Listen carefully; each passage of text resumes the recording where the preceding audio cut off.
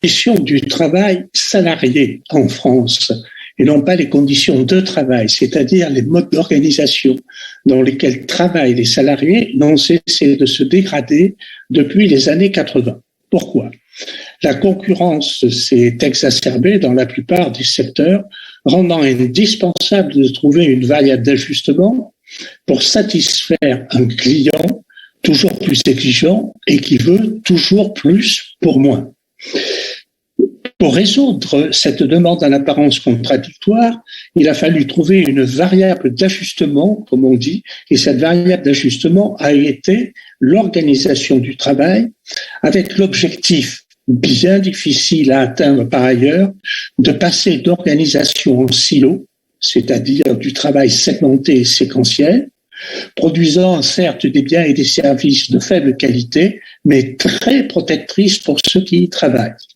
Elle leur procurait ce qu'il y a de plus précieux dans la vie collective, c'est-à-dire une grande autonomie. Mais si ce passage est loin d'être encore achevé aujourd'hui, il a provoqué une très forte déprotection du travail auquel les salariés ont riposté, et les cadres en particulier, par des phénomènes de désengagement qui sont parfois massifs et qui sont constatés d'une part par les DRH et qui d'autre part, d'ailleurs, n'affectent pas que la France. Face à cette situation, les entreprises ont répondu par la coercition, c'est-à-dire par un contrôle toujours plus étroit de ce que les gens font et surtout de la façon dont ils le font. Cette coercition s'est avérée être un échec et ceci explique l'apparition d'une littérature foisonnante cherchant d'autres formes d'organisation du travail, même si cette littérature a donné lieu à des excès.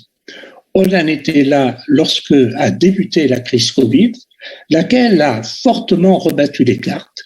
Reste à savoir aujourd'hui ce qu'en retiendront les entreprises.